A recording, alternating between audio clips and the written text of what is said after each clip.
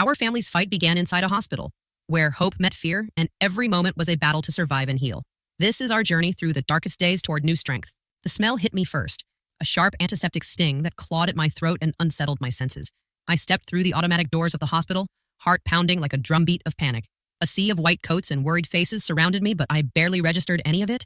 I clutched the trembling hand of my husband as we rushed toward the emergency entrance, the echo of hurried footsteps rallying around us.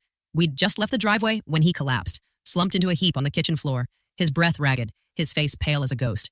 The nurses snapped into action, voices calm but brisk, as if rehearsed 1,000 times before. A receptionist pressed a button under the desk. The emergency room buzzed to life like a hive disturbed. I followed the whirlwind, too stunned to speak, gripping his hand with desperate hope. The waiting room was a blur of fluorescent lights, antiseptic-scented air, and the low hum of anxious whispers. Strangers sat side by side, some gripping phones, others cradling children, all marked by silent fears, or battles they refused to share. I sank into a hard plastic chair, feeling the weight of every second stretching unbearably long. My mind raced through memories, prayers spilling from lips I barely felt move. Doctors and nurses swirled in and out, a constant dance of urgency and care. The monitor beside the bed beeped steadily, a fragile soundtrack to the battle unfolding inside him. I held his hand tighter when he opened eyes glazed with pain.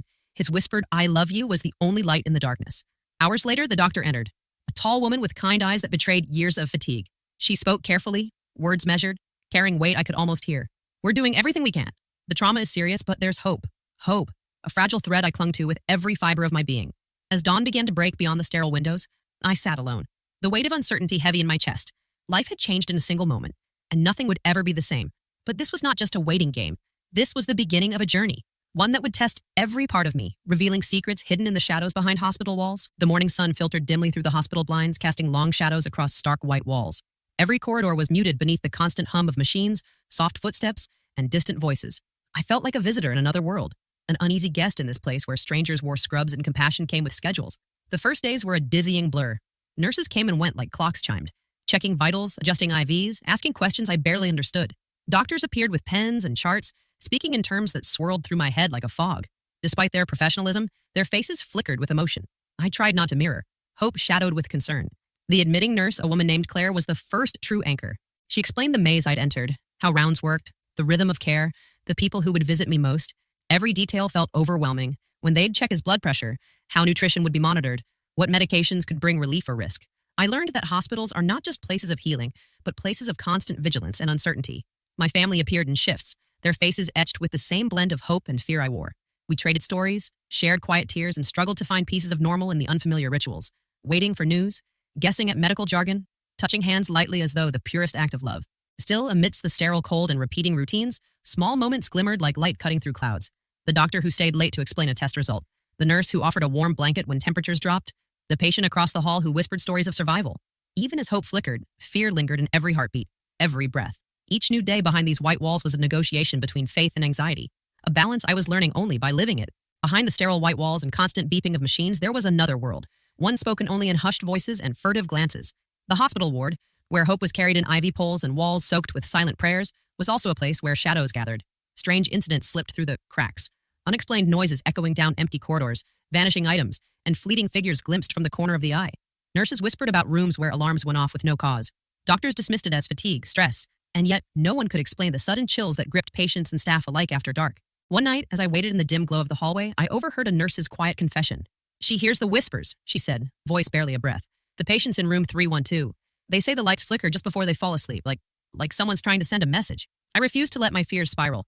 Blood tests and scans had their answers, but these unexplained moments fed a growing tension that something unseen loomed beneath the surface.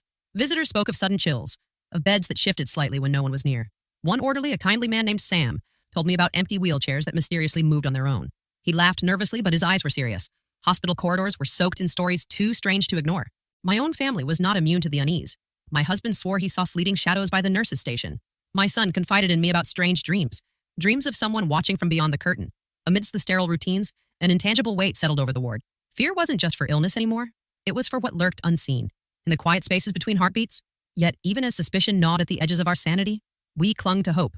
Because in this whispered world of mystery, every shadow was still wrapped in the soft glow of possibility that light could shatter the darkness, and healing might still find us despite the silence. The sterile walls of the hospital held more secrets than I ever could have imagined. Behind the polished floors and reassuring smiles lurked whispered conversations and unseen fractures that began to shake the fragile foundation of hope we clung to. It started with small inconsistencies, medications sometimes delayed, changes in nurses we hadn't been told about, shifts that felt invisible yet heavily impactful. I began to notice exchanged glances between staff, brief but heavy with meaning. Some smiles felt forced, some words dipped in hesitation. A close family friend, visiting quietly, mentioned overhearing nurses whispering about understaffing and burnout, that corners were being cut, and patients sometimes suffered because of it. I refused to believe it at first. How could this place, a haven meant to save lives, harbor such neglect? But the more I watched and listened, the more I realized the cracks were wide. There were stories, too, that no one spoke of openly.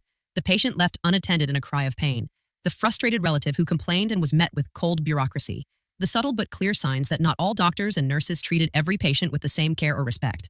One day, a young nurse accidentally dropped a chart showing a complaint about a doctor's behavior. Rude, dismissive, pushing patients out with minimal care.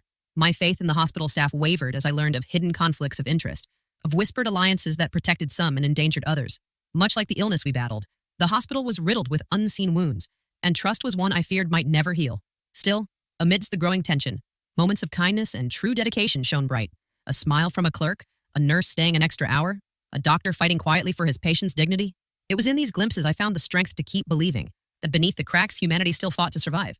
Hospitals are meant to be places of sanctuary, of healing and hope. But sometimes beneath the white coats and professional smiles, the deepest wounds come not from illness but from betrayal.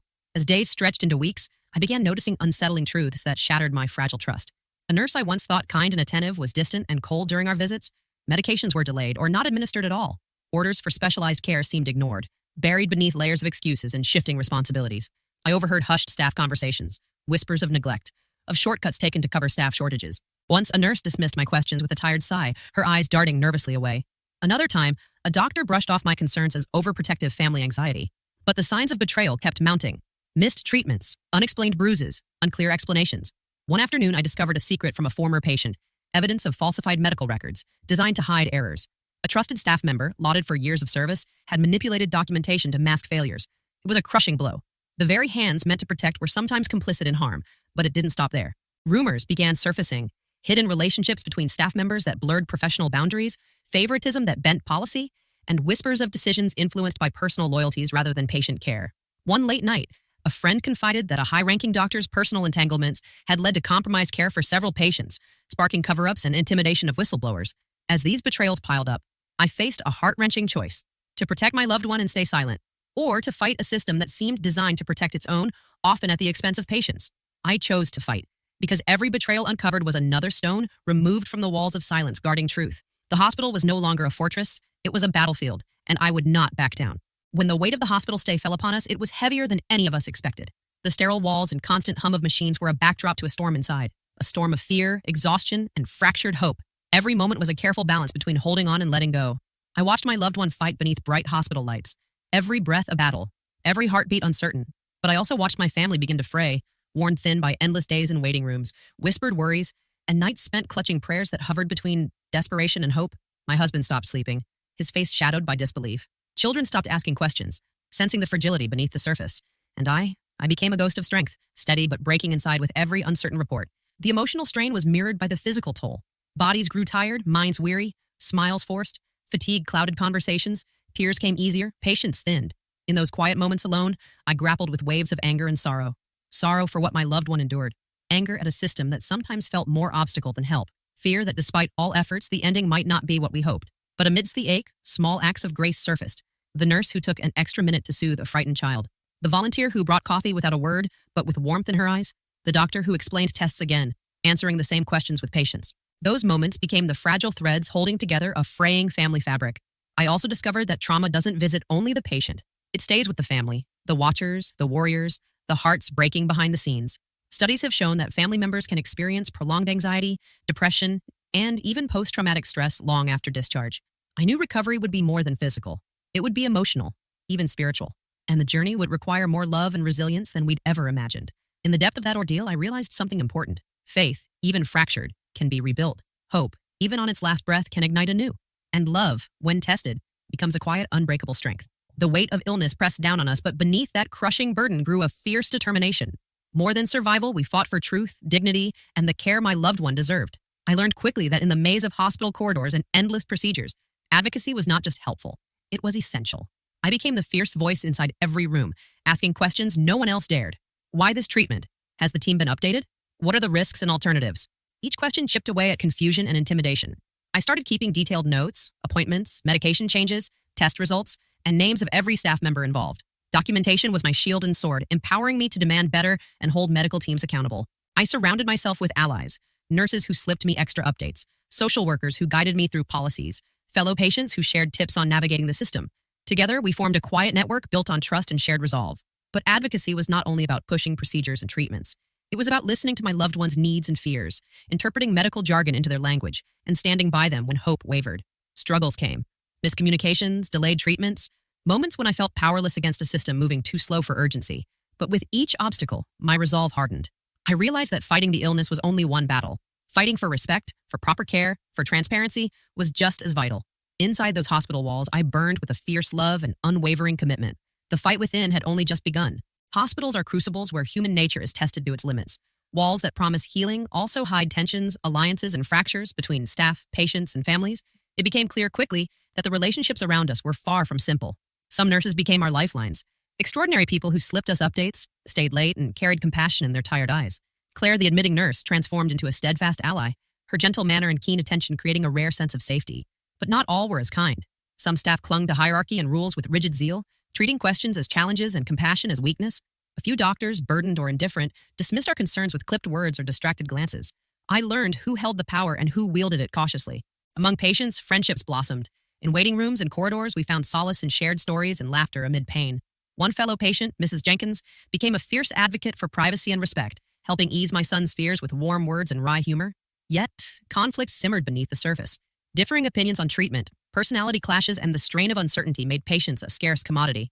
I saw arguments flare between staff members, a nurse admonishing a doctor for missed details, a patient shouting for answers lost in bureaucratic shuffle. I realized navigating this complex web was as crucial as the medical fight itself. Building trust and alliance demanded diplomacy, resilience, and careful listening. In this fragile ecosystem, allies became our fortress, enemies tested our resolve, and every day we learned which battles to fight and which to survive with steady hearts. In the relentless stretch of days and nights, hope had felt fragile, like a candle flickering against a storm. But then, unexpectedly, the storm began to wane. Doctors called it a breakthrough, an advancement in treatment that promised not just survival but recovery. New technology, precision diagnostics, and a tailored therapy aligned to my loved one's unique condition gave us the first real glimpse of light. I remember the moment vividly. The lead doctor entered our room with a smile that held careful optimism. "This treatment isn't standard everywhere," she said, "but it has shown remarkable results in cases like yours. It's our best chance." I felt my heart catch, a mixture of relief and fresh fear. Would it work? Could it be that the tide was turning? Alongside the medical progress, hidden truths began to surface more clearly. With every test and consultation, shadows that had clouded our journey grew thinner. Conversations with staff became more transparent. Some admissions of prior oversights emerged. The veil of silence lifted, exposing weaknesses, but also the will to improve. A senior nurse who once kept her distance approached me quietly one afternoon. "Things aren't perfect, and some mistakes were made. But we're learning, we're changing. You've been brave advocating for your family. That's made a difference." Her words felt like a balm, an acknowledgement that our fight was not in vain. In the days that followed, medical charts told their own story. Improvements in vitals, signs of healing where there had only been concern, a future slowly being reclaimed, piece by piece. But beyond the numbers and progress, the emotional breakthrough was even deeper. The hospital, once a place of whispered fears and hidden tensions, became a place of cautious hope. We were no longer just surviving. We were beginning to live again. This turning point was not the end. It was a new beginning, a chance to rebuild trust, health, and the fragile bonds that illness strained. And with it came the promise that even in the darkest battles, resilience and truth could bring the light. The betrayals unearthed in the hospital corridors would not fade quietly into the night. In the face of painful truths, consequences began to unfold. Slowly but inevitably, legal processes awakened, shining a harsh light on negligence and misconduct. Doctors and staff once shielded by silence now faced investigations. Policies were scrutinized, records revisited with relentless eyes. The hospital braced for repercussions, its reputation trembling under the weight of exposure. For the families, justice was not just a word, it was a lifeline. Compensation claims sought to address the physical, emotional, and financial suffering endured. While no amount could erase the pain, the acknowledgement offered a form of closure, a tangible recognition that the wounds mattered. The healing journey began with cautious steps. Therapy sessions for patients and their families grew more accessible. Support groups formed from shared stories, transforming isolation into solidarity. Hospital leadership committed to reforms, new protocols, training programs, and transparent communication. Trust, once fractured, started to mend slowly. My family found peace not in forgetting, but in understanding, forgiveness, not just of others, but of ourselves for surviving. The halls that had echoed with fear and suspicion now whispered promises of change. Healing was never simple or linear, but it was real, and it was ours to claim. Our story became more than survival. It became a beacon, illuminating dark corners, demanding accountability, and lighting the way for others caught in hospital shadows. With justice served and healing begun, we stood ready to face whatever came next, stronger, united, and hopeful. Recovering from trauma is never a straightforward path.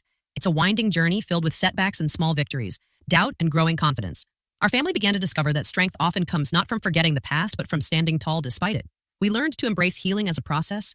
Therapy sessions helped us confront our emotions, fear, anger, grief, transforming pain into understanding. We found solace in routines, slowly rebuilding days marked by hope, laughter, and quiet moments of peace. Adjusting to this new normal meant reassessing priorities. We celebrated every small progress, walking a few extra steps, a smile after a tough night, a moment of calm in chaos. Learning to trust again, with patience and kindness toward ourselves and each other, knitted threads of resilience that held us together. Our support network grew, friends, family, and fellow survivors becoming pillars of encouragement. Joining support groups eased feelings of isolation, reminding us we were not alone on this road. Shared stories became mirrors reflecting hope, inspiration, and the promise of brighter chapters ahead. Most importantly, we embraced self-care, not as a luxury, but a necessity. Mindfulness, movement, laughter, and rest nourished body and spirit, helping reset the balance after upheaval. Life after trauma is not about erasing scars. It's about carrying them with pride. Signs of battles fought, lessons learned, and strength gained. Together we forged a new way forward, one built on love, respect, and the unshakable belief that no darkness lasts forever. Leaving the hospital felt like stepping into a new world, one familiar yet forever changed. The bustling noise of life outside contrasted sharply with the quiet chambers that had held so much pain, fear, and hope. Recovery, I soon learned, would be a lifelong journey, not merely physical, but deeply emotional and psychological. Trauma leaves unseen scars, memory lapses, fatigue, anxiety, flashes of the past that surge unexpectedly. The road ahead was filled with therapy sessions, medical follow-ups, and slow, steady rebuilding of what illness and betrayal had fractured. Our family embraced a new rhythm. Simple victories, a shared meal, a smile, a day without pain, became the milestones that marked healing. We found strength in community, in those who walked similar paths, sharing wisdom and encouragement. Hope was a quiet flame, nurtured through patience, care, and resilience. We learned that healing is nonlinear. There were days shadowed by doubt and fear, but also days filled with laughter and light. Our scars were reminders, not just of what we endured, but of the power to survive and thrive beyond. Looking back, the hospital was a crucible where we faced our greatest trials. Yet it was also the place where love proved stronger than fear, courage more powerful than despair. Now, as we step forward into the uncertain future, we do so with gratitude for the strength we found within and in each other, ready to write new chapters filled with life, love, and possibility. The past shapes us, but it does not define us. Our future is ours to create.